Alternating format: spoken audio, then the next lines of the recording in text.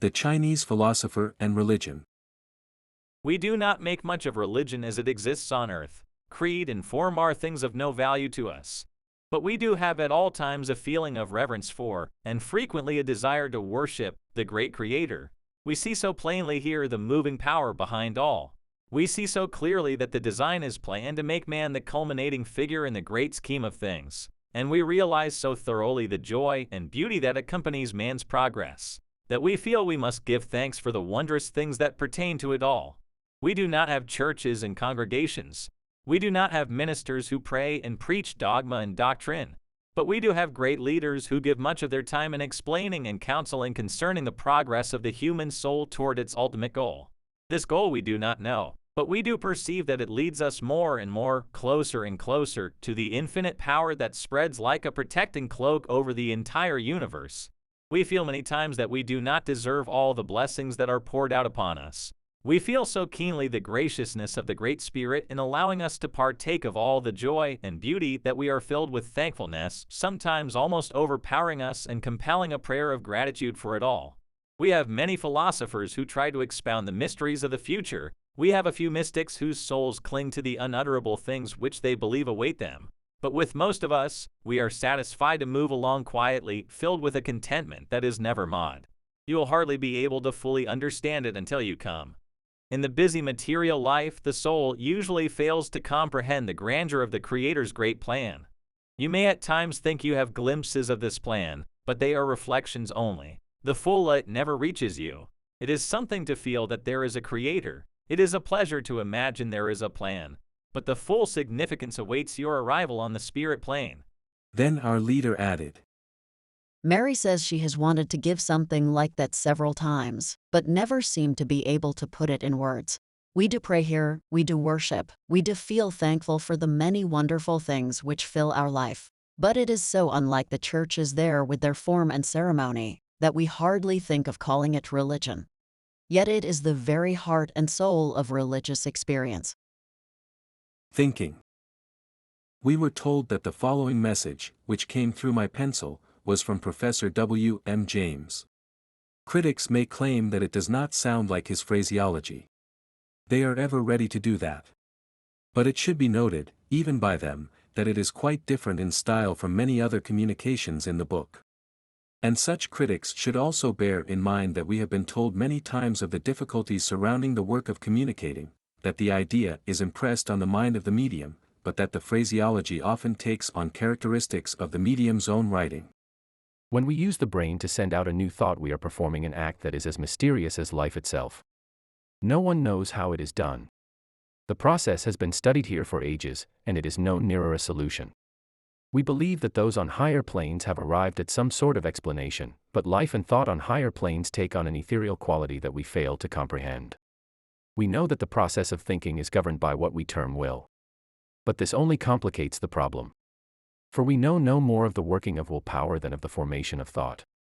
They go together, that is all. When one tries to fathom some of these mysteries, one realizes that the Creator was wise in making mysteries. Nothing stimulates endeavor more than an unsolved problem or an unexplained mystery. When we are willing to admit that there are no more mysteries, we must acknowledge that we have learned everything there is to know. And what would existence be worth then? To know is a satisfaction, but to know all would be stagnation. We believe that there will always be mysteries ahead of us to lure us on. We cannot conceive of advance without them. But when we are able to fathom some mysterious depth, we experience a sense of achievement that makes one of the joys of our existence. You will never feel a greater thrill than when you learn the answer to the question, what is life? But when will you experience that thrill? Not on this plane, not on immediate planes. Perhaps it is the greatest and final mystery. Perhaps when we solve that, we will have reached our ultimate goal. It is interesting to speculate on these questions. It is satisfying to feel that we are at least attempting to understand some of the problems before us. But when we stop and inquire what else we would have to live for if these were all known, we feel the future would be blank and uninteresting. When you find that life consists of problems to solve, you find some meaning in the evils and obstacles of the earth existence.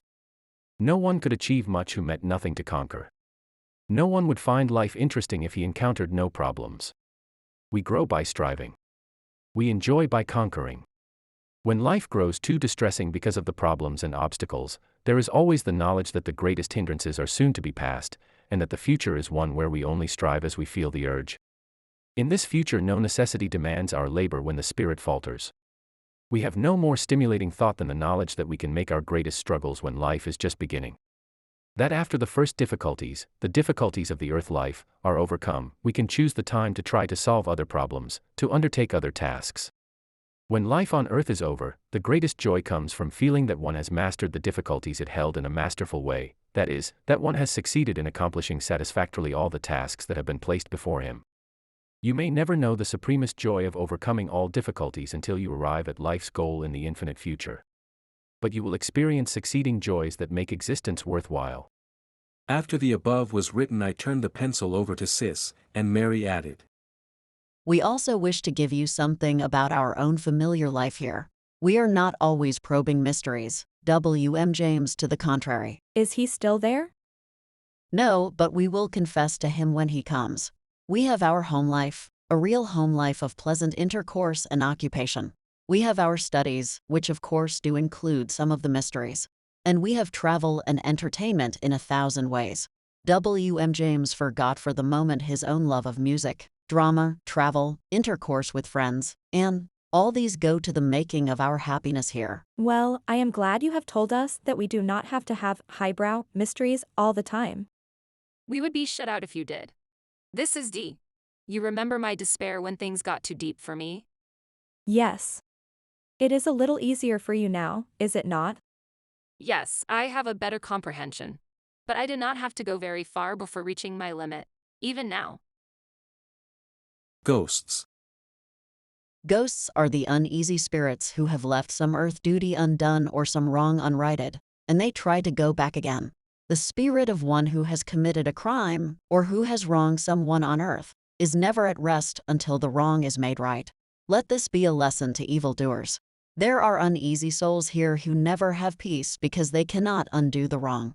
Criminals learn the lesson too late, and if reincarnation were true, they would gladly go into another earth life to profit by the lesson they have learned here. We wish we could make this plain to all evildoers. Do you say they never have peace? Do you mean that literally? We mean it in connection with mortal life. Of course, the one who has suffered comes here sooner or later, and then the opportunity arrives for righting the wrong. We have many here who are making a study of these wandering spirits, and it is found that they sometimes seem to be seeking lost treasure, which to them is of transcendent importance. We had occasion to speak of some ghostly manifestations which were recorded in the newspapers. There are certain dark faces of spirit life, and there are spirits who do not leave their malicious propensities on earth. We teach and control them whenever possible, and lead them into higher life. There are no prisons here for evil ones. There are no chains to bind them or hinder their progress. All we can do is to control through thought influence. But such natures do not easily receive impressions for good. The evil ones on earth cannot always be reached by pure and kindly teaching either. Those who are hardened in sin are long in changing. There seem to be more ghosts in Europe than here. Why is this? The old castles and houses have remained through many generations, have survived since the days of war, cruelty, and oppression. They have given rise to many uneasy spirits, some working out their own evil propensities, and some trying to rise above their former state. America is newer. Yet here are many who have committed crimes, and it is not impossible for them to appear. But you need not fear any interference. Do you see many of the murderers and criminals there? No, we are not their guides. That work belongs to the missionary circles here. They try with unceasing efforts to bring them into an unselfish life. But the results are oftentimes slow and hard to see. There is still plenty of crime here. That is the result of long waywardness and evasion of authority. Such things do not happen suddenly. The preparation of this wave of crime has been going on for a long time. Something brought up the subject at another time, and we asked Mary to explain further. I can only repeat that the spirits of criminals often return and live over again the atrocities for which they are still suffering. It is the law of cause and effect. Their subconscious selves receive the impressions of their acts and beliefs so strongly that they are still bound by the old sensations and criminal instincts. and they try to reproduce the semblance of the crimes or incidents that caused these impressions in the surroundings in which they occurred. They live it over again as an actor reproduces a scene he has memorized. It is through the terribleness of these scenes that they discover themselves for what they are. It is sometimes a lifetime before they turn away from their evil impulses. But it is this earth walking, this renewing of their past crimes in memory, that finally makes them determined to try for something better. Infants in Spirit Land. In the appendix to the previous book, Spirit World and Spirit Life, will be found considerable information as to how the little ones are met and cared for. In the following section is an account of our communications with two who went over as infants many years ago. They are not pure spirits yet, We are told. for then they would belong to the angelic host. They came as infants, but they possess the immortal spirit, and they differ only in the fact that they have never known sin, nor earthly life, material life, I should say. What do you have that they do not? We have the knowledge of good and evil, and the power of choice, and the education through this to help others who are still in the world of good and evil. But there are many other ways in which they can serve. These infant spirits are infants no longer, for they have been there an ordinary lifetime. They wrote one evening. We think it is interesting to watch these messages to and fro. Can you give us a thought from Earth now? I don't know that this should have surprised us, but it did. We all at once realized that they knew nothing of earth or material things by experience, any more than we knew spirit life by experience. Sis asked if they could not see material things. They are untrained in that respect. What they would like to know is how you manage to live with all those earthly impediments they hear about. I asked if they had ever been brought in contact with evil on that side. Not very much. They could not become teachers, for they have no earthly experience. Their work is along other lines. They are trying hard to understand earth life, but many of its faces seem almost unbelievable to them. The crime and cruelty they only know by descriptions, but they look at it as an almost unbelievable fiction. They do not fully realize it any more than you fully realize this life. They have been taught and believe it as you believe some faraway facts of ancient history. Perhaps that is not a good comparison either, for you have at least some other earthly happenings to compare it with. But they have not, so it is hard for them to understand. They were much interested, as they said, and came often to the circle. Many months later we were talking with them again and the following was written. We are learning the Earth language and often listen to the conversations between you and the circle. It seems very wonderful to us, very wonderful that people on Earth are willing to live in the midst of such sin, misery, sickness, ignorance, and poverty, and all the other ills we hear you describe. Do you not see the ignorant and criminal ones who come over there? We are not really in touch with them, for we do not try to influence the earthborn mortals when they first come over. Our work with them is afterward in trying to help them to the various occupations here. You seem to come together. Are you together all the time? Mary says. They came over so young that they received most of their education together, and they grew into a companionship that has become a habit as well as a joy. They are alike in temperament, so that naturally they grew into intimate companionship. I asked if such infants reached maturity earlier there than here. Yes, because they learn more rapidly. One of them came over several years before the other. He was far more mature than if he had remained on Earth for that time. He met his little brother and was his helper for a long time, and his father taught him to love the family tie wherever congeniality existed. Then they took up studies together because both were interested in the same things. Having no sin or selfishness to overcome, I should have thought they would be on a higher plane by this time? They could go at any time, and they are connected with circles who are studying higher things. But their father preferred to remain near the earth plane, and they have loved him and stayed with him. How does the earth appear to them? Mary says, they look upon it as a mystery and, will you listen to them? We are not able to comprehend many things. We hear of the mechanical devices there and wonder much about them. We move in a flash of time. You are studying ways of getting about upon the surface of the earth, in the air, on the water, or maybe under the water.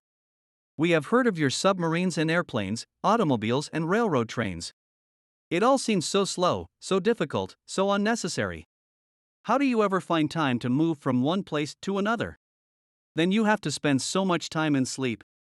And Mary tells us that you have to spend time and strength and money in providing things to eat and drink. How can you be patient with it all? Have you studied the earth enough to be able to sense or understand material things as compared with your spiritual objects? The reply seems to us to show that they do not fully understand, for they still refer to actions rather than to things. We try to understand. We try to move as slowly as your fastest travel, and we grow impatient. We can have some sensation of taste, but we cannot understand how people would ever be willing to spend much time at it. We have tried our best to sleep, but we could not succeed, and can only guess how that is accomplished. You see, we are handicapped when we try to help earthborn persons when they first arrive here. Much later, we were talking again and asked Mary about them. They are here and are talking among themselves about earth affairs. They are as much interested about the earth as you are to hear about us. Have they just become interested since we began to write? They did not know much about it before that. They were not drawn to it in any way, and simply lived the spirit life as it manifested itself here. What are they interested in? What do they wish to know? About the daily life, the work and the pleasures and the conditions generally. I do not suppose they understand how it seems to get tired, so weary that it seems almost impossible to move? Not at all. They do not know the sensations of weariness. They want you to tell them how it feels. Sis tried to picture such a condition. That, they think, must spoil life entirely. Then they themselves asked. How do you get over it? Sis described how rest was taken. Well, what next? We also recuperate our powers by eating. That you do not know much about? No, not from necessity. We have tasted fruit here and think it good, only we forget to eat it as a rule. You do not know hunger then? No. How does it feel? After that was described, they remarked. What a bother. We are glad we do not live there. How do you get about? I suppose you do not know much about our methods of travel? No, only as you have told us. Do you have horses there? Not that we have seen. I have heard about them. We then tried to tell them the speed of the trains, saying that it was about a mile a minute. But as they knew nothing of either a mile or a minute, that did not mean anything to them. We then said that perhaps they had some idea of the length of a day because that was the time between one time of our writing and the next. That tells us a little. But we do lots of things between times. And we can travel, oh, so far. How far would it be in miles? Miscellaneous advice.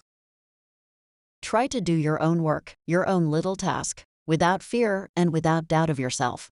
Just use your psychic power as we give it to you, and then trust the great power behind and above us all, whose will does accomplish miracles upon earth, and can bring peace and happiness and spiritual knowledge to those who keep the open mind.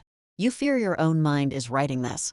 I tell you it is not, but is being impressed from here, from across the border, from the beautiful world beyond the tumult and discord of earthly strife. How can the world get a new revelation unless through the minds or souls that are in tune with the heavenly vibrations? Be at peace. Your work is not your own. It is guided from here. We cross the border to you. Do you realize how narrow that border is, and how near it lies to heavenly happiness? The messages that have come over to you will be a perpetual blessing to the many who will read and believe. It was not intended that all mortals should see through the gateway into the other world.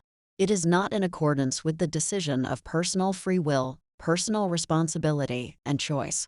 Yet in these latter days the spiritual revelation is more and more coming to the world, and it remains for the world to accept or reject, even as it was left to those of Christ's time to accept his teachings or reject them. And the influence of his teachings, although accepted by such a pitiful few at that time, has been the great saving power of humanity. If you could tell me the greatest duty of this life, what would you say? That is a rather difficult question to answer. But you may drop all the church creeds, for church creeds have been in the way of pure religion. To serve, to help others, to think kindly and act generously and wisely. These are the earth part of your service. The rest will come to you as you move toward the light of our perfect spiritual life. Moving always. That is a great, but sometimes a solemn truth. For movement might be in the wrong direction. Service, dear friend. Do not think we are constantly thinking only of the acquirement of knowledge.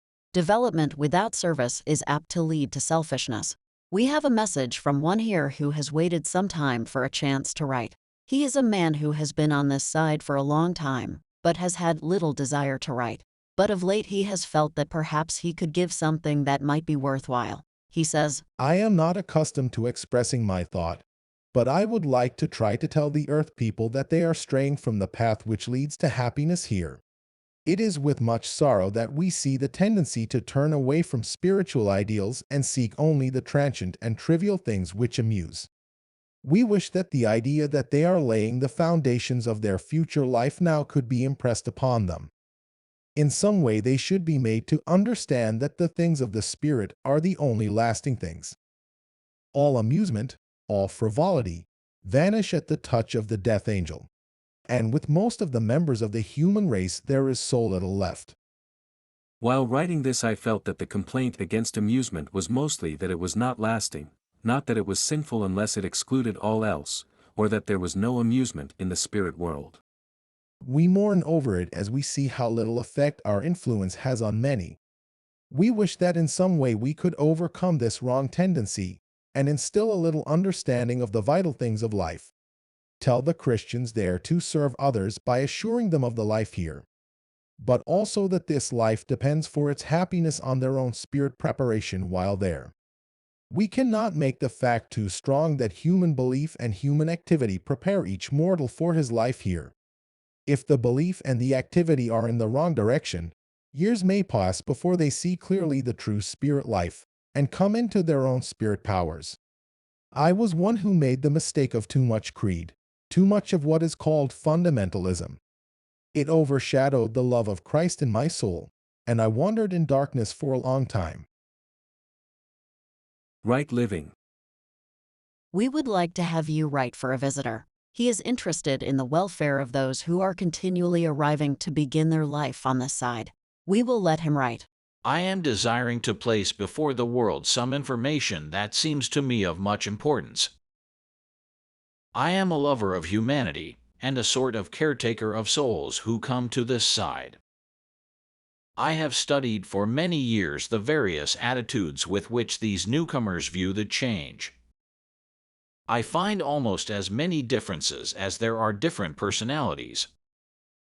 But I feel that I have learned to divide them roughly into three classes. First and fewest are those who have looked forward with pleasure and understanding to a future life, believing it but a glorious continuation of the earthly existence. Second are those whose number is very large, who have led lives of helpfulness on earth, who may or may not have believed in a future life, but who were ready to adopt new ideas whenever they felt that they were good. Then there is the third class, to which it seems to me a very large majority must be assigned. These are never able to understand the new life until after long and sometimes painful periods have passed. Now, why is that so? Why should such a vast number be condemned to a slow and difficult progress? They are not all evil, not even a very large number are conspicuously evil. But they have somehow failed to obtain the proper education that fits one for entrance into this life. We have to care for them, nurse them, and educate them. It is a blessed work for many of us, but such an unnecessary one. I wish I could present my ideas more forcibly, for I feel that the earth people should be made to realize these conditions. When Christ came to earth, it was for the express purpose of explaining these very things. But his following seem to have woefully failed to understand his teachings. I think nothing would be of more benefit to the world than an understanding of the value of helpful, loving service. And when one learns that such a life is the one best fitted to progress here, then the knowledge is doubly valuable. We are striving in every way to get this knowledge before the world.